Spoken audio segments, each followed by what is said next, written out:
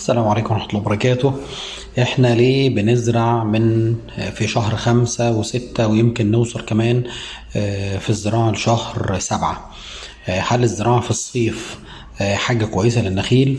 الحقيقة انه النخلة زي ما بيقولوا النخلة بنت حر. يعني ايه بنت حر؟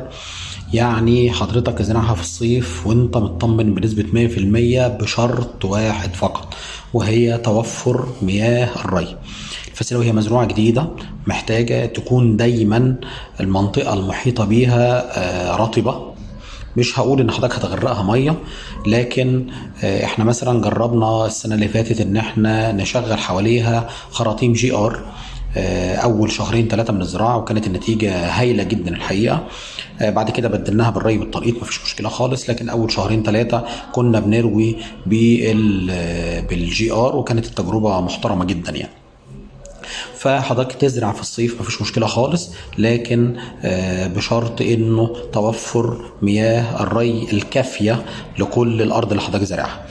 طيب ليه في شهر 5 و6؟ طب ما نزرع في شهر 3، ما احنا هنبقى برضه في بداية الحر وبتاع. يعني شهر 5 حضرتك هنروح نشوف الإنتاج على النخيل الأمهات اللي حضرتك هنخلع منه فسائل. شهر 6 هيبقى الإنتاج موجود، شهر 7 هيكون الإنتاج موجود.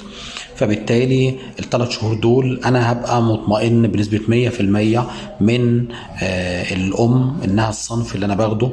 هتأكد شكل إنتاجها شكله عامل إزاي، شكل جودة البلحة بتاعة الأم شكلها عامل إزاي، حجم البلحة شكلها عامل إزاي.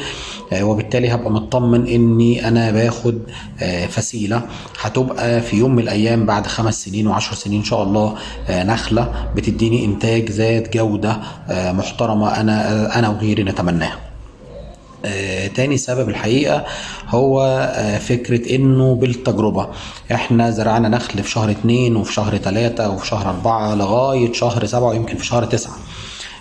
بطلنا نزرع في شهر 8 أو 9 لأن احنا خلاص النخل اللي بتزرع في الفترات في 9 و10 وخلافه بيبقى الجو خلاص داخل على برد، فالنتائج ما كانتش أحسن حاجة. فاحنا آخرنا إن شاء الله يوم 20-25/7 نكون مخلصين زراعة وبنوقف على كده.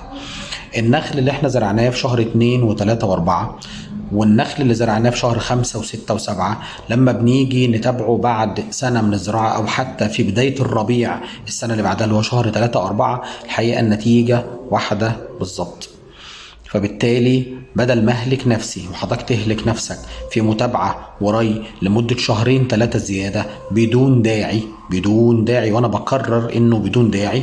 نخل حضرتك بتزرعه في شهر 2 و3 و4 بيبقى زي النخل اللي حضرتك زرعته في شهر 5 و6 و7 بعد سنة من الزراعة او في بداية الصيف اللي بعده.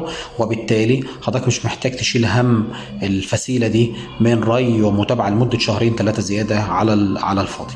أرجو أن المعلومة تكون وصلت، وكل عام وحضراتكم بخير. شكرا جزيلا.